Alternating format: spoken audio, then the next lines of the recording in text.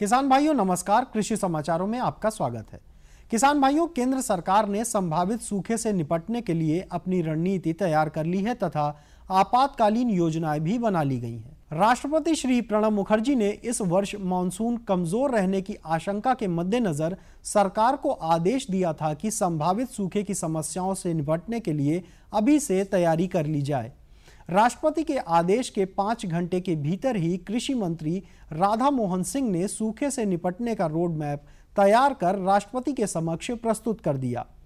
अनियमित मानसून से निपटने के लिए राज्य कृषि विश्वविद्यालयों तथा संबंधित राज्य सरकारों के सहयोग से केंद्रीय शुष्क भूमि कृषि अनुसंधान संस्थान CRIDA द्वारा 500 कृषि जिलों के लिए कंटिंजेंसी प्लान विकसित किए गए हैं।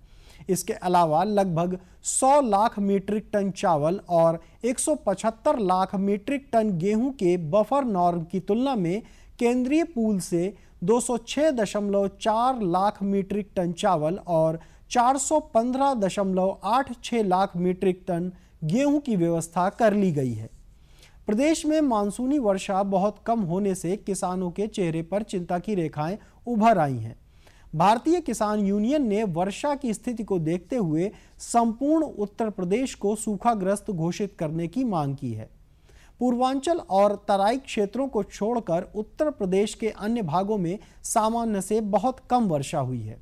खासतौर से बुंदेलखंड क्षेत्र में सूखे की स्थिति बेहद चिंताजनक है, जिसके चलते दलहनी और तिलहनी फसलों की बुआई और धान की रोपाई प्रभावित हुई है। इस स्थिति को लेकर राजनीतिक दलों ने भी गंभीर चिंता व्यक्त की है। सरकार भूजल संरक्षण, प्रबंधन, विवेकपूर्ण सदुपयोग और उसके विकास के प्रति गंभीर है तथा इसके प्रति लोगों में जागरूकता लाने के लिए 16 जुलाई से 22 जुलाई तक पूरे प्रदेश में भूजल सप्ताह मनाए जाने का निर्णय लिया गया है। इस अभियान में किसानों, स्वयंसेवी संगठनों, कृषि विज्ञान केंद्रों, जिला विज्ञान क्लबों, शिक्षण संस्थाओं, आंगनबाड़ी केंद्रों, जल उपभोक्ता समितियों, औद्योगिक संगठनों, युवक मंगल दलों, नेहरू युवा केंद्रों तथा सामाजिक कार्यकर्ताओं को शामिल करने का निर्णय लिया गया है। इस अभियान के दौरान परिचर्चा और संवाद, वाद विवाद, चित्रकला, स्लोगन राइटिंग व निबंध प्रतियोगिताओं का आयोजन किया जाएगा। सरकार ने भूजल को समझें, भूजल को सुरक्षित रखें इस वर्ष का मुख्य विचार बिंदु घोषित किया है। कृषि शिक्षा एवं प्रशिक्षण ब्यूरो ने किसानों को सलाह दी है कि यदि वह बासमती धान की खेती करना चाहते हैं तो इसकी रोपाई के लिए जुलाई माह उपयुक्त है। 25 से 30 दिन की बेड़ रोपाई के लिए उपयुक्त होती है। पश्चिमी उत्तर प्रदेश में इसकी रोपाई अगस्त के प्रथम पखवाड़े तक भी की जा सकती है। उत्तर प्रदेश की सहकारी चीनी मिलों की क्षमता बढ़ाने, को जनरेशन शुरू करने के लिए और इथेनॉल प्लांट लगाने के लिए 354.70 करोड़ रुपए निवेश किया जाएगा। अभी तक 23 सहकारी चीनी मिलों में से 7 में ही डिस्टिलरियां लगी हैं। इसमें प्रतिदिन 2.10 लाख लीटर अल्कोहल का उत्पादन होता है। शेष सहकारी चीनी मिलों में इथेनॉल और को जनरेशन प्लांट नहीं है। इनमें एथेनॉल और को जनरेशन प्लांट तथा डिस्टिलरी प्लांट लगाए जाएंगे। कृषि विभाग उत्तर प्रदेश द्वारा दिए गए आंकड़ों के अनुसार अभी तक प्रदेश में कुल धान की नर्सरी का आच्छादन लक्ष्य 4.03 लाख हेक्टेयर के सापेक्ष 3.78 लाख हेक्टेयर हो चुका है, जो लक्ष्य का 93.88% है, जबकि पिछले वर्ष इसी अवधि में 3.64 4.9 लाख हेक्टेयर की नर्सरी डाली जा चुकी थी। धान की रोपाई का आच्छादन लक्ष्य 60.45 लाख हेक्टेयर के सापेक्ष 12.39 लाख हेक्टेयर इस अवधि तक हुई है, जो आच्छादन लक्ष्य का 20.49% है। इस प्रकार वर्षा के अभाव में पिछले वर्ष की तुलना में अभी तक 8.34 लाख हेक्टेयर में रोपाई कम हो सकी है। खरीफ की अन्य फसल मक्का के 7.05 लाख हेक्टेयर आच्छादन लक्ष्य के सापेक्ष केवल 2.95 लाख हेक्टेयर में बुआई की पूर्ति हो सकी है, जो लक्ष्य का 41.86% है। दलहनी फसल की मुख्य फसल अरहर की बुआई 3.11 लाख हेक्टेयर के सापेक्ष 0.57 लाख हेक्टेयर में ही अभी तक हो सकी है, जो कि लक्ष्य का 18.53% है।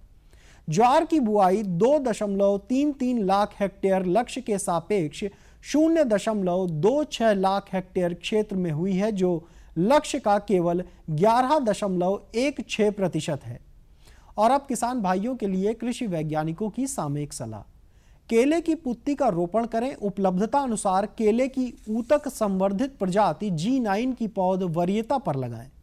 यह मौसम नींबू में कैंकर रोग फैलाने हेतु अनुकूल है, अतः इसकी रोकथाम हेतु कॉपर ऑक्सीक्लोराइड 3 से 4 ग्राम प्रति लीटर पानी में घोलकर छिड़काव करें। बैंगन व मिर्च की तैयार पौध की मेड़ों पर रोपाई करें। वर्षाकालीन कद्दू वर्गीय सब्जियों जैसे लौकी, तोरई, खीरा, सीताफल, करेला व टिंडा की बुआई करें। चोटी बेधक कीट की निगरानी व नियंत्रण हेतु यौन गंध पाश का प्रयोग करें। चोटी बेधक कीट की तृतीय पीढ़ी तितली के नियंत्रण हेतु फ्यूरोडान 3D की 33 किलोग्राम मात्रा प्रति हेक्टेयर की दर से गन्ने की जड़ों के पास नम भूमि में डालें। गन्ने की फसल में बेधक कीट जैसे तना बेधक व पोरी बेधक के नियंत्रण हेतु अंड परजीवी ट्राइकोगार्मा किलोनिस के 50,000 वयस्क कीट प्रति हेक्टेयर 10 दिनों के अंतराल पर जुलाई से सितंबर तक बांधें। खरीफ चारा फसलों जैसे ज्वार, लोबिया, मक्का, बाजरा, ग्वार आदि की बुआई हेतु अनुकूल मौसम है। जिन पशुपालकों ने पशुओं को अभी तक खुरपका, मुंहपका की रोकथाम हेतु FMD वैक्सीन का टीका नहीं लगवाया है, वह शीघ्र टीका लगवाएं। बड़े पशुओं में गलाघोटू बीमारी की रोकथाम हेतु HS से टीकाकरण कराएं। निजी क्षेत्र की अधिकांश हैचरियों तथा उत्तर प्रदेश मत्स्य विकास निगम की हैचरियों पर उत्प्रेरित प्रजनन के माध्यम से मत्स्य बीज का उत्पादन कार्य प्रारंभ कर दिया गया है। निजी क्षेत्र की हैचरियों पर मत्स्य बीज उपलब्ध है। उत्तर प्रदेश मत्स्य विकास निगम की हैचरियों से 11 जुलाई से मत्स्य बीज का वितरण कार्य प्रारंभ कर दिया गया है। इच्छुक मत्स्य पालक अपने तालाबों में मत्स्य बीज का संचय कराएं। संचित मत्स्य बीज को शरीर भार का 1 से 2% पूरक आहार दें। मत्स्य बीज उत्पादक अपने ब्रूड फिश को पूरक आहार शरीर भार के 2% की दर से प्रतिदिन खिलाएं। तालाब का जल स्तर 5 से 6 फुट बनाए रखें। जिन मत्स्य बीज उत्पादकों ने अभी तक उत्प्रेरित प्रजनन का कार्य प्रारंभ नहीं किया है, उन्हें सलाह दी जाती है कि इसके लिए मौसम अनुकूल है, अतः वे मत्स्य बीज उत्पादन का कार्य करें। थाई मांगुर एवं बिग हेड मछली पालना प्रतिबंधित है, इसको न पाला जाए। पौधशाला में आम, गुलमोहर, महुआ, कटहल, जामुन, कंजी, नीम आदि के बीजों की बुआई शीघ्र समाप्त करें। अरंडी उत्पादक उन्नत किस्म के बीज प्राप्त कर तैयार की गई भूमि में अरंडी की बुआई करें। अरंडी रेशम कीट पालन के इच्छुक कृषक अपने नजदीकी रेशम अधिकारी या प्रभारी से संपर्क कर जानकारी प्राप्त कर लें। और आइए अब एक नजर डालते हैं कृषि उत्पादों के मंडी भाव पर।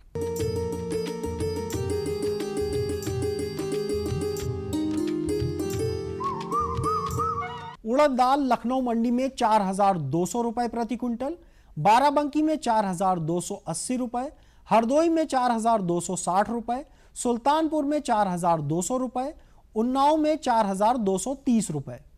अरहर दाल लखनऊ मंडी में 6,100 रुपए प्रति क्विंटल, बाराबंकी में 6,080 रुपए, हरदोई में 6,010 रुपए, सुल्तानपुर में 6,090 रुपए और उन्नाव में 6,000 रुपए प्रति क्विंटल। मटर लखनऊ मंडी में 3,200 रुपए प्रति क्विंटल, बाराबंकी में 3,280 रुपए, हरदोई में 3,260 रुपए, सुल्तानपुर में 3,250 रुपए और उन्नाव में 3,200 रुपए प्रति क्विंटल। और अब मंडी में सब्जियों के भाव। आलू लखनऊ मंडी में 1,650 रुपए प्रति क्विंटल, बाराबंकी में 1,600 रुपए, हरदोई में 1,640 रुपए प्रति क्विंटल, सुल्तानपुर में 1,660 रुपए और उन्नाव में 1,600 रुपए प्रति क्विंटल। प्याज लखनऊ मंडी में 1,800 रुपए प्रति क्विंटल, बाराबंकी में 1,820 रुपए, हरदोई में 1,880 रुपए, सुल्तानपुर में 1,840 रुपए और उन्नाव में 1,800 रुपए प्रति क्विंटल। हरी मिर्च लखनऊ मंडी में 4,000 रुपए प्रति क्विंटल, बाराबंकी में 4,000 रुपए प्रति क्विंटल, हरदोई में 4,080 रुपए, सुल्तानपुर में 4,020 रुपए और उन्नाव में 4,000 रुपए प्रति क्विंटल। लौकी लखनऊ मंडी में 1,000 रुपए प्रति क्विंटल, बाराबंकी में 1,050 रुपए, हरदोई में 1,060 रुपए, सुल्तानपुर में 1,100 रुपए और उन्नाव में 1,000 रुपए प्रति क्विंटल। टमाटर लखनऊ मंडी में 4,000 रुपए प्रति क्विंटल, बाराबंकी में 4,010 रुपए, हरदोई में 4,000 रुपए, सुल्तानपुर में 4,060 रुपए और उन्नाव में 4,000 रुपए प्रति क्विंटल। तोरई लखनऊ मंडी में 800 रुपए प्रति क्विंटल, बाराबंकी में 880 रुपए, हरदोई में 840 रुपए, सुल्तानपुर में 860 रुपए और उन्नाव में 800 रुपए प्रति क्विंटल। धनिया लखनऊ मंडी में 3,000 रुपए प्रति क्विंटल, बाराबंकी में 3,050 रुपए, हरदोई में 3,080 रुपए, सुल्तानपुर में 3,020 रुपए और उन्नाव में 3,000 रुपए प्रति क्विंटल। और अब किसान भाइयों के लिए मंडी में फलों के भाव। पपीता लखनऊ मंडी में 3,000 रुपए प्रति क्विंटल, बाराबंकी में 3,050 रुपए, हरदोई में 3,060 रुपए, सुल्तानपुर में 3,080 रुपए और उन्नाव में 3,000 रुपए प्रति क्विंटल। मौसमी लखनऊ मंडी में 4,000 रुपए प्रति क्विंटल, बाराबंकी में 4,050 रुपए, हरदोई में 4,060 रुपए, सुल्तानपुर में 4,080 रुपए और उन्नाव में 4,000 रुपए प्रति क्विंटल। तो किसान भाइयों, ये थे आज के कृषि समाचार और मंडी भाव। कल हम इसी समय फिर मिलेंगे कृषि जगत के नए समाचारों के साथ। तब तक के लिए दीजिए हमें अनुमति। नमस्कार। और बताओ। बस। अरे ये क्या भैया जी, बस इतनी सी रासायनिक खाद? किसानी छोड़ रहे हो क्या? किसानी नहीं, नादानी छोड़ रहे हैं। मिट्टी की जांच कराई है। अब तो लालाजी जितनी जरूरत है उतने ही उर्वरक खेत में डालेंगे। हाँ, किसान भाई आज ही अपने जिले की नजदीकी भूमि परीक्षण प्रयोगशाला में मिट्टी की जांच जरूर करवाएं और मिट्टी में पोषक तत्व, नमी व पौधे के विकास को देखते हुए केवल जरूरत के अनुसार ही पोषक तत्व डालें। और हाँ, मिट्टी में गंधक, जस्ता, बोरोन जैसे सूक्ष्म पोषक तत्वों का पता लगाना भी न भूलें। उर्वरक और जैविक खाद के सही उपयोग से भूमि का उपजाऊपन बनाए रखें, उत्पादकता बढ़ाएं, खर्चा घटाएं और बहुमूल्य विदेशी मुद्रा बचाने में भी सहयोग दें। और हाँ, धीमी गति से नाइट्रोजन उपलब्ध कराने वाले उर्वरकों जैसे नीम लेपित यूरिया को प्राथमिकता दें और यूरिया का पत्तों पर छिड़काव करें। अरे वाह, तू तो सचमुच समझदार हो गया रे। अधिक जानकारी के लिए संपर्क करें जिला कृषि अधिकारी या किसान कॉल सेंटर।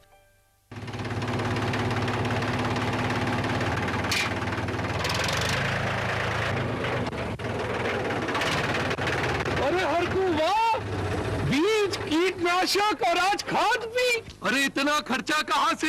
अरे खर्च की चिंता किसे है, मेरे पास है ये किसान क्रेडिट कार्ड। कार्ड? अरे बैंकों द्वारा जारी इस कार्ड से किसान उसकी सीमा तक की रकम कभी भी बैंक से निकलवा सकता है और खेती बाड़ी की सामग्री कभी भी खरीद सकता है।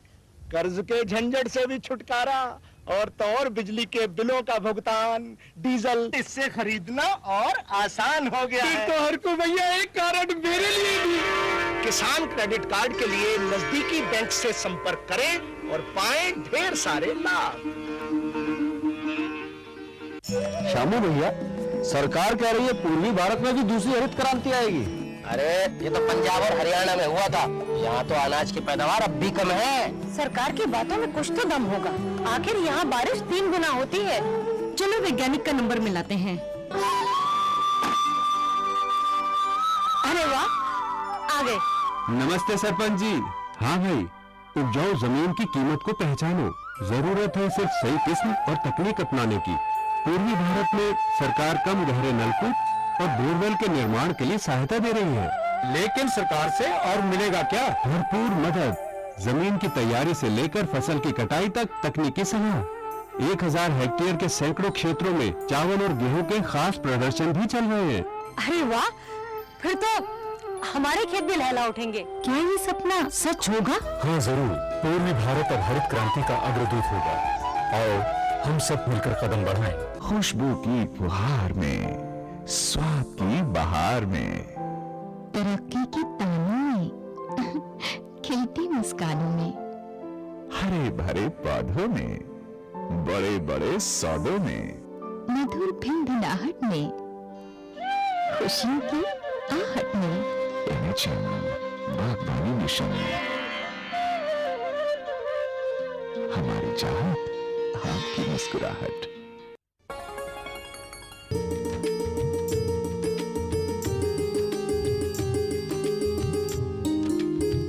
किसान भाइयों नमस्कार।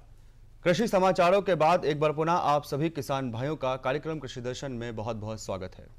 किसान भाइयों, सब्जी उत्पादन में भारत देश पूरे विश्व में दूसरे स्थान पर है। यानी कि हम और आप अगर थोड़ी सी मेहनत और करते हैं तो हम प्रथम स्थान पर आ सकते हैं, जिसके लिए हमें और आपको चाहिए थोड़ी सी एक मेहनत की आवश्यकता है, जिसमें हमें एक वैज्ञानिक सलाह की आवश्यकता है, जिसके फलस्वरूप हम गुणवत्ता परक जो बीजों का इस्तेमाल करके, प्रजातियों का इस्तेमाल करके हम एक बेहतर उत्पादन अपने खेतों में प्राप्त कर सकते हैं। इसी उद्देश्य के साथ किसान भाइयों, आज के अंक में हम जानकारी प्राप्त करेंगे कि अगैती फूल गोभी की जो खेती है वो किस तरीके से करनी चाहिए, और इस विषय को विस्तार से बताने के लिए हमारे साथ मौजूद हैं कृषि विज्ञान केंद्र औरैया से उद्यान विशेषज्ञ डॉक्टर इंद्रपाल सिंह जी। आइए उनका स्वागत करते हैं। डॉक्टर साहब का बहुत बहुत स्वागत है कार्यक्रम कृषि दर्शन में। धन्यवाद जी। मैं अपने सभी किसान भाई तरफ से जानना चाहता हूं कि अगर हमारे किसान भाई अगैती फूल गोभी की खेती करना चाहते हैं तो सबसे पहले तो आप हमें ये बताएं कि इसकी क्या उपयोगिता है और कितना महत्वपूर्ण है हमारे किसान भाइयों के लिए। जैसा कि सारे लोग जानते हैं, सब्जियां संतुलित आहार का एक महत्वपूर्ण हिस्सा है जी। इसके नियमित सेवन से कई प्रकार की बीमारियों से बचा जा सकता है, जैसे कैंसर इत्यादि से, और साथ साथ स्वास्थ्य के लिए ही बड़ा ही हितकारी है जी। किसान भाइयों को प्रतिदिन के हिसाब से 300 ग्राम साग भाजी का इस्तेमाल करना चाहिए। इसमें 300 ग्राम में से 100 ग्राम पत्ते वाली सब्जियां, 100 ग्राम जड़ वाली सब्जियां, 100 ग्राम अन्य प्रकार की सब्जियों का संयोजन करना चाहिए। जहां तक अगेती फूल गोभी का सवाल है, अगेती फूल गोभी की खेती करने से किसानों को प्रति हेक्टेयर या प्रति बीघा ज़्यादा से ज़्यादा फायदा हो सकता है। जिस तरह से किसान भाई हमारा पछेती या मध्यम फूल गोभी की खेती करता है, उससे इसमें ज़्यादा लाभदायक है। यानी कि डॉक्टर साहब, एक तो यूँ कह सकते हैं कि स्वास्थ्य के लिए लाभदायी है, साथ साथ व्यवसायिक दृष्टिकोण से भी हमारे किसान भाइयों के लिए जो है बहुत लाभदायी है। तो किस तरीके की भूमि और जलवायु की आवश्यकता है इसकी खेती के लिए?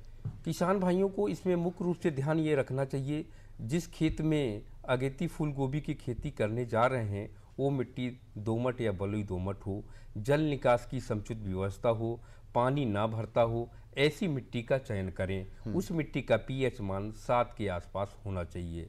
जहाँ तक किसान भाइयों को जलवायु की बात है, तो अगेती फूल गोभी करने से किसानों को ज़्यादा टेम्परेचर सहने वाली वैरायटियों का चयन करना चाहिए। इसमें 22 से लेकर के 25 डिग्री सेल्सियस टेम्परेचर अगर रहता है उस क्षेत्र का, तो वहाँ पे तरीके से अगेती फूल गोभी की खेती की जा सकती है। जैसा कि तापमान इस समय लगभग चल रहा है, तो इसमें आप अगेती फूल गोभी कर सकते हैं। जी। अगर खेत की तैयारी करना चाहते हैं तो वो उसको क्या ध्यान रखना चाहिए किसान भाइयों को? देखिए, सबसे 3 चीज़ें हैं इसमें महत्वपूर्ण अगेती फूल गोभी करने के लिए। नंबर 1, मिट्टी का चयन सही होना चाहिए। दूसरा, वैरायटी का चयन, जो हमारी प्रजातियां निकाली गई हैं, वैज्ञानिकों द्वारा ईजाद की गई हैं, अगर प्रजातियों के चयन में किसानों ने गलती कर दी तो भारी नुकसान उठाना पड़ सकता है। तीसरा सबसे मुख्य जो पहलू है कि वैरायटी चयन करने के पश्चात अगर किसान भाइयों ने नर्सरी का प्रबंधन ठीक से नहीं किया तो इनको भारी नुकसान उठाना हो सकता है। चाहे जितनी अच्छी प्रजाति लाएं, चाहे जितना अच्छा से अच्छा बीज लाएं, अगर नर्सरी का प्रबंधन अच्छा नहीं किए तो सब बेकार हो जाएगा। तो नर्सरी प्रबंधन करने के लिए सबसे पहले तो ये है कि नर्सरी ऐसी जगह उगाएं जहाँ पे भूमि ढालू हो, पानी ना भरता हो, और नर्सरी बनाने का एक तरीका है, सिस्टम है, उसको जो इजाद किया गया है उसी को फॉलो करना चाहिए किसान भाइयों को। नर्सरी भूमि के ढलान के अनुसार बनानी चाहिए। जो हम सीड बेड बनाएंगे, बीज सैया बनाएंगे, वो 1 मीटर चौड़ी होनी चाहिए। 3 से 5 मीटर लंबाई हम कुछ भी कर सकते हैं। भूमि की सतह से 20 से 25 सेंटीमीटर उठी हुई क्यारी बना लेना चाहिए और ये नर्सरी डालने के कम से कम 15 से 20 दिन पहले कर लेना चाहिए। जैसे ही हमारा अगेती फूल गोभी करने का टाइम आ जाए, वैसे ही उसमें गोबर की सड़ी हुई खाद मिला देनी चाहिए और उस बीज सैया को, सीड बेड को 5 ग्राम ट्राइकोडर्मा पाउडर और 1 लीटर पानी मिला करके उसका घोल बना लें। उसको ठीक तरह से ड्रेंच कर लें। उन्हें 8 से 10 इंच की गहराई तक पानी में वो ट्राइकोडर्मा घोल चला जाएगा। तो जो हमारी फफूंदी जनित बीमारियां हैं, जो नर्सरी में एक समस्या आती है आर्द्र गलन बीमारी की, डैम्पिंग आपकी, उस बीमारी से काफ़ी हद तक निजात मिल सकता है। ये क्रिया बुआई के कम से कम 2-3 दिन पहले कर लेनी चाहिए। इसके बाद किसान भाइयों को ये ध्यान रखना चाहिए कि जब हम बीज बोने जाएं तो बीज को उपचारित कर लें, चाहे वो कैप्टान हो या थीरम हो या कार्बनडाजिम हो या बविस्टिन टाइप की जो हमारे फफूंदी नाशक दवाएं आती हैं, इससे बीज को उपचारित करके ही बीज को बोएं। बुआई करने के पश्चात 1-2 से 2 सेंटीमीटर की गहराई में बीज को बोएं। इससे ज़्यादा गहरा बो देंगे तो अंकुरण में समस्या आएगी। इसके बोने के पश्चात बर्मी कंपोस्ट जो एक केचुए वाली खाद है, उससे सीड को ढक दें, या बर्मी कंपोस्ट की खाद नहीं मिलती है, गोबर की सड़ी हुई खाद मिल जाए, उससे बीज को ढक देना चाहिए। ढकने के बाद हजारे के माध्यम से पानी से सिंचाई कर देना चाहिए। किसान के पास घास या पुआल पर्याप्त मात्रा में रहता है, उससे ढक देना चाहिए। जैसे सीड अंकुरित हो जाए, बीज अंकुरित हो जाए, उस नर्सरी को जो हमने मल्च किया हुआ है, पुआल या घास से ढका हुआ है, उस मल्च को हटा देना चाहिए। क्योंकि ये मौसम में बहुत ज़्यादा फ्लेक्सिबिलिटी होती है, तापक्रम में उतार और चढ़ाव का कार्यक्रम चलता रहता है, तो इसके ढकने के लिए समुचित प्रबंध करना चाहिए। चाहे लो टनल पॉली हाउसेस बना लें या इस तरह की व्यवस्था किसान भाइयों के पास नहीं है तो छप्पर डाल लें। अपना जो हमारा देसी तरीका है उससे छाया प्रदान कर दें ताकि तेज बरसात और तेज धूप से बचाया जा सके। जो भी सुविधा हो किसान भाई, हाँ, जैसी सुविधा हो। जैसे आप किसान भाइयों को पौध 30 से 35 दिन की हो जाए, वैसे ही जिस खेत में किसान भाइयों ने प्लान कर रखा है उसमें रोपण कर देना चाहिए। डॉक्टर साहब, जैसे कि शुरुआत में आपने कहा कि सबसे मुख्य बात है कि वैरायटी यानी प्रजातियों का जो चयन करना है किसान में, वो बहुत महत्वपूर्ण है, ध्यान रखना। तो अगर किसान में प्रजातियों का चयन करने जा रहे हैं तो किस तरीके की प्रजाति का चयन करें? ये तो बहुत अच्छी बात है। अगर किसान भाई वैरायटी का सिलेक्शन सही से कर ले तो उसकी उत्पादन, उत्पादकता और क्वालिटी में निश्चित रूप से बढ़ोतरी होगी। क्योंकि फूल गोभी में 3 तरह की प्रजातियां पाई जाती हैं, अगेती प्रजातियां, मध्यम प्रजातियां और पछेती प्रजातियां। चूंकि बात यहाँ पे अगेती फूल गोभी की हो रही है, जिससे किसान को अक्टूबर-नवंबर में हार्वेस्टिंग हो जाता है अगेती फूल गोभी। उस समय एक फूल गोभी का जो कर्ड होता है वो 15-20 रुपए एक ठेले वाला बेचता है। अगर हमारे किसान का 5 या 6 रुपए में भी बिक गया होलसेल, तो किसान को ज़्यादा प्राप्त हो सकती है। संक्षेप में ये भी जानना चाहूँगा, अगर खाद उर्वरक डालना है तो किस तरीके से ध्यान रखें उसका? देखिए, खाद और उर्वरक यानी मैन्योर एंड फर्टिलाइजर 2 तरह की बात है यहाँ पे। किसान क्या करता है, एक गलती कर बैठता है किसी अभाव के कारण या नॉलेज ना होने के कारण कि गोबर की खाद उसी समय डालता है। जबकि किसान भाइयों को ये ध्यान रखना चाहिए कि गोबर की सड़ी खाद कम से कम 1 महीना पहले, जिस खेत में प्लान कर रखें, रुपाई से पहले। इसके साथ साथ मात्रा की बात है, जैसे 250 से लेकर के 300 कुंटल गोबर की सड़ी खाद 1 हेक्टेयर के लिए पर्याप्त होती है। इसी के जहाँ तक उर्वरक की बात है, तो उर्वरक का प्रबंधन करना बहुत ही एक अच्छा तरीका है। 120 किलोग्राम नाइट्रोजन, 80 किलोग्राम फास्फोरस, 50 से 60 किलोग्राम पोटास प्रति हेक्टेयर की आवश्यकता होती है। इसमें हमारा फास्फोरस और पोटास को अंतिम जुताई के समय किसान भाइयों को डाल देने चाहिए। नाइट्रोजन को जो है 2 हिस्सों में डालना चाहिए। और सब बिल्कुल जैसे कि आपने बताया कि जो अगैती फूल गोभी की खेती अगर किसान भाई करना चाहते हैं तो प्रारंभ में ही प्रजातियों का खासकर ध्यान रखें और समय का निश्चित तौर पर ध्यान रखें और ऐसी जगह पर करें जहां पर पानी कम रुकता हो, तो वहां पर जो है एक अच्छा उत्पादन किसान भाई को मिल सकता है। तो इन सभी जानकारियों के लिए आपको बहुत बहुत धन्यवाद।